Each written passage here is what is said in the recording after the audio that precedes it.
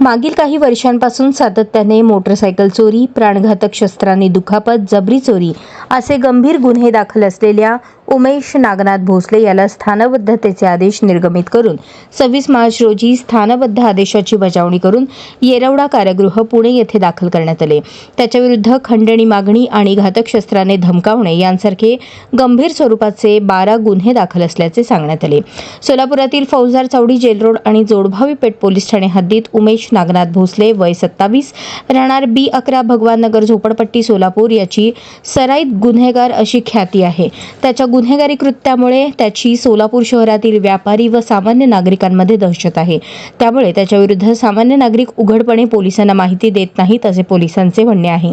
उमेश भोसले यास त्याच्या गुन्हेगारी कारवायांपासून परावृत्त करण्यासाठी 2023 मध्ये कलम 110 ई क CRPC अन्वये व 2025 मध्ये कलम 129 BNS 2023 अधिनियमानुसार प्रतिबंधात्मक कारवाई करण्यात आली होती. त्यानंतरही उमेश नागनाथ भोसले याच्या वर्तनात कोणताच बदल झाला नाही. त्यामुळे त्याच्या गुन्हेगारी कृत्यास वेळीच प्रतिबंध करण्यासाठी आयुक्त M. राजकुमार यांनी त्याच्याविरुद्ध MPDA अधिनियम 1991 चे कलम 3 अन्वये स्थानबद्धतेचे आदेश निर्गमित केले आहेत.